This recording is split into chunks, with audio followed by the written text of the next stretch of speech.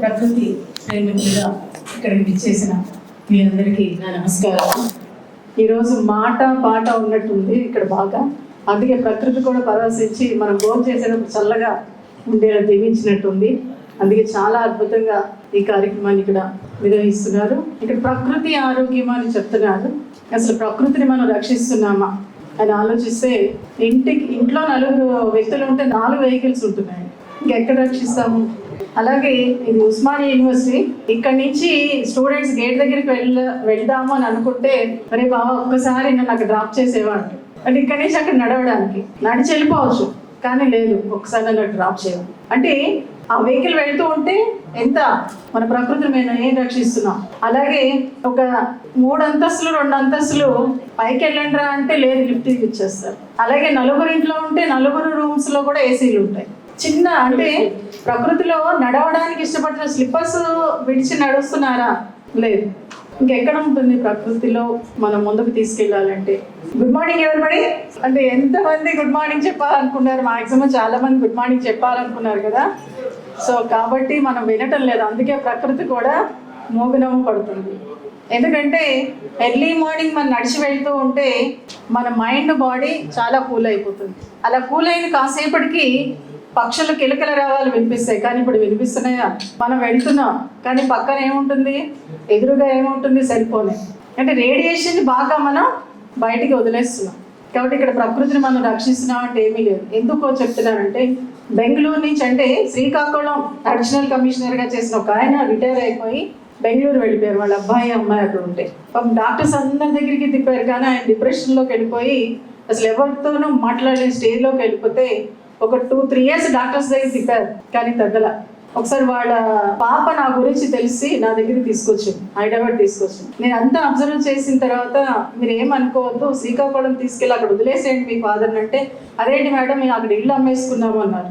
Okay మీకు ఏముంది అక్కడ అంటే, ఒక చిన్న పొలం ఉందండి 1 ఎకరం అంటే, సరే అందులో గుడిసేసాను. అదేంటి మేడం ఇక్కడేమో ఏసీ రూమ్లో అలా పెరిగి అక్కడ ఎలా ఉండగలుగుతాడు అని అంటే, ముందు మీరు వదులుతారా లేదా, తర్వాత నాకు చెప్పండి, ఒక 1 మంత్ ఉంచండి. ఇప్పుడు మీరు బెంగళూరులో తీసుకెళ్ళి ఒక పని మనిషిని పెట్టి శాలరీ ఇస్తున్నారు కదా, అదే శాలరీ కాస్త తక్కువలో తీసుకెళ్ళి శ్రీకాకుళంలో మీరు ఒక గుడిసె వేసి ఉంచితే ఒక 1 మంత్ తర్వాత ఆయన బాగాలేదంటే నా దగ్గరికి తీసుకురండి అని.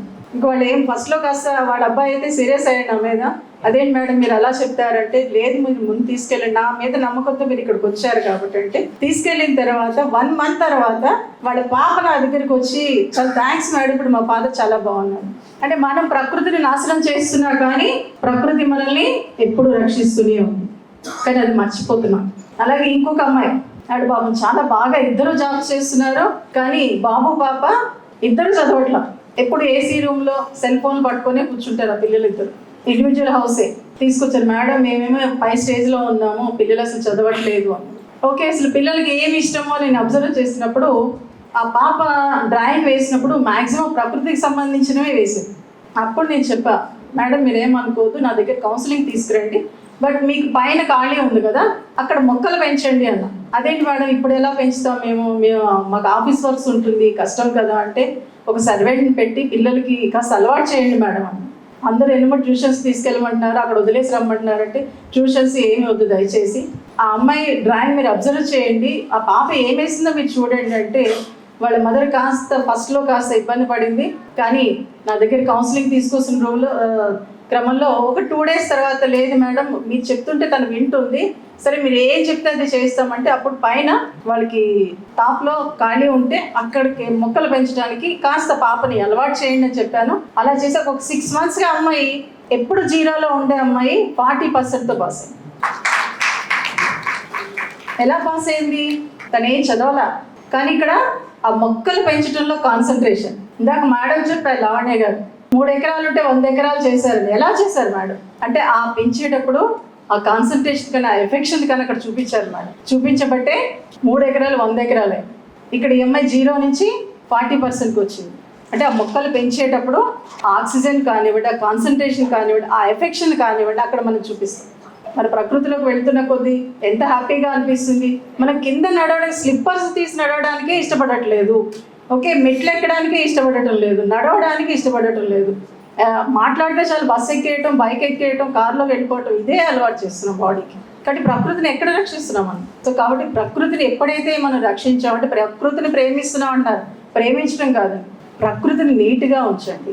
ఇది కూడా నేను చెప్తా. ఒకసారి స్కూల్కి వెళ్ళినప్పుడు అసలు ఆ స్కూల్లో మరి ప్రిన్సిపల్ ఉన్నారు, టీచర్స్ ఉన్నారు, కానీ అసలు చాలా డర్టీగా ఉంది. నేను ఎవరికి ప్రిన్సిపల్కి చెప్పలా, టీచర్స్కి చెప్పలా, క్లాస్ చెప్పేసి పిల్లలకి చెప్పాను. నానా మీకు నేను చాక్లెట్ ఇచ్చాను కదా, ఆ చాక్లెట్ తినండి అని చెప్పాను. తిన్న తర్వాత ఈ చాక్లెట్ని పైన ర్యాపర్ మీరు ఏం చేస్తారు అంటే, కొంతమంది ఫెయిర్గా చెప్పండి అంటే కొంతమంది పిల్లలు ఇక్కడే పడేస్తాం మేడం, కొంతమంది పిల్లలు డస్ట్బిన్లో పడేస్తాం, కొంతమంది పిల్లలు బ్యాగ్లో పెట్టుకుంటారు. మీ ఇంట్లో డస్ట్బిన్ నిండిపోతే మీరు ఏం చేస్తారు? బయటికి తీసుకెళ్ళి పడేస్తాం మేడం అని.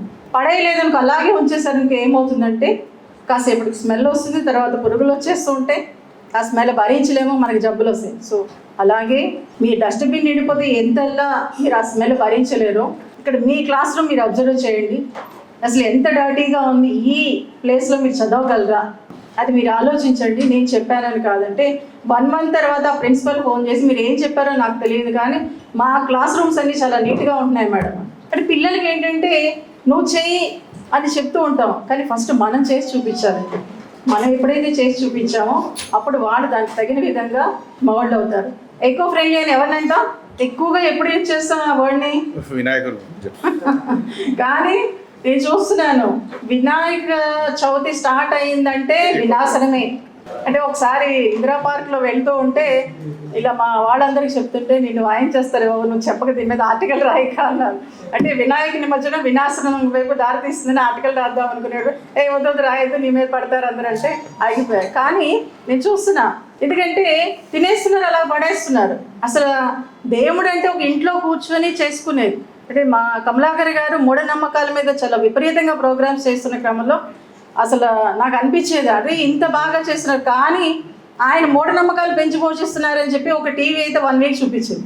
నాకు అప్పుడు అనిపించింది. తర్వాత క్రమంలో నేను ప్రోగ్రామ్స్ చేస్తున్న క్రమంలో అంటే అప్పట్లో మా నాన్నమ్మ ఒక మాట చెప్పేది, ఈ పండుగలు ఎందుకు పెట్టారు అంటే మామూలుగా చెప్తే వినరు నాన్న వీళ్ళు, కాబట్టి పండగ పేరు చెప్పి ఇప్పుడు పసుపు కానివ్వండి లేదంటే తోరణాలు కట్టడం కానీ ఎందుకు చేస్తున్నాం?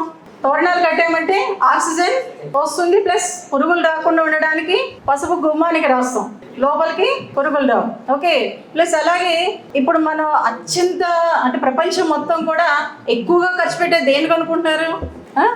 ఎక్కువ ఖర్చు పెడుతున్నారు, ఎక్కువ చేస్తున్నారు దేని గురించి? కాదండి, మహిళలు కాస్మెటిక్స్ మీద, తర్వాతే ఆర్మీకి సంబంధించినమాట. కానీ నానమ్మలు తాతలు అప్పట్లో అమ్మమ్మలు చెప్పినవే మన ఫేస్కి అందాన్ని ఇస్తాయి. అంటే కాస్మెటిక్స్ కోసం పరిగెడుతూ ఉంటాము, వాటి గురించి పరిగెడుతూ ఉంటాం, కానీ హెల్త్ డిస్టర్బ్ అయ్యేది అక్కడ. అంటే ఒకసారి ఇలాగే నువ్వు మీటింగ్స్కి వెళ్తున్నావు కదా అని మా ఫ్రెండ్ ఒకసారి చెప్పి, నువ్వు బ్యూటీ పార్లర్కి ఎప్పుడు వెళ్దాం పదా అనుకుని, అంటే డాక్టర్ గారు మాకు 20 years నుంచి పరిచయం. ఆ రోజు ఏదో చిన్న వర్క్ ఉండి మేడం దగ్గరికి వెళ్తే మేడం ఫేస్ బాగా బ్లాక్ అయిపోయి ఉంది. అదే నేను అందుకే వెళ్ళను మేడం అంటే ఏంటంటే అప్పుడు మేడంని అడిగితే లేదు నేను ఫంక్షన్కి వెళ్ళాలని ఏదో క్రీమ్ రాసిందట వాళ్ళ అమ్మాయి, అందుకే మర్నాడికి బ్లాక్ అయిపోయింది ఫేస్ మొత్తం. అంటే 20 years నుంచి ఆవిడ డాక్టర్గా చేస్తున్నా, కానీ అంటే దాని మీద పెట్టిన కాన్సన్ట్రేషన్ మన కాస్త శనగపిండి అది పెడతాం. ఇప్పుడు క్రీమ్లన్నీ ఎక్కువైపోయినాయి అనుకోండి, ఓకే, వాటి మీద పెట్టినంత ఇంట్రెస్ట్ మన పసుపు మీద శనగపిండి మీద పెట్టాం. బట్ అవి యూజ్ మీరు అబ్జర్వ్ చేయండి, మన చిన్నప్పుడు పిల్లలు పుట్టిన తర్వాత ఒక 3 months 2 months తర్వాత నలుగు పిండి పెడతాం కదా. ఎందుకు పెడతాం? బాడీలో ఇమ్యూనిటీ పవర్ పెరుగుతుందని పెడతాం. సో కాబట్టి ఇవన్నీ కూడా ఏంటంటే మన ప్రకృతిని రక్షించడానికి అప్పట్లో పెద్దవాళ్ళు పెట్టారు. సో కాబట్టి ఇవన్నీ పాటిస్తారని ఆశిస్తున్నాయి మీ అందరికీ. అంటే ఈరోజు ప్రకృతి గురించి, ప్రకృతి నుంచే మన ఆరోగ్యాన్ని తీసుకోవాలి. బట్ అలా మీరు అందరూ ఎందుకంటే లేడీస్ ఎక్కువ మంది కనిపిస్తారు, ఇక్కడ 2-3 ఉన్నా కానీ ఒక్కడు 100 మందితో సమానం చెప్తాను నేను ఎక్కడైనా కానీ. ఎందుకంటే సైకాలజీ ప్రకారం కూడా చూస్తే ఒక 4 పనులు అమ్మాయికి చెప్పి అబ్బాయికి చెప్తే అమ్మాయి 4 పనులు చేస్తుందండి, అబ్బాయి 2 పనులు చేస్తాడు. సో కాబట్టి అబ్బాయిలు 4 పనులు చెయ్యలేదని మీరు ఫీల్ అవ్వద్దు, అలాగే చేస్తారు. సో కాబట్టి అరే మా ఆయన అది చేయలేదు ఇది చేయలేదని ఫీల్ అవ్వకుండా ఆ 2 పనులు చేసిన వెరీ గుడ్ నాన్న, మీరు ఈరోజు నా 2 పనులు కరెక్ట్గా చేసి వచ్చారని చెప్పండి. తర్వాత నెక్స్ట్ టైం అన్ని పనులు చేస్తారు. Thank you everybody. జై హింద్.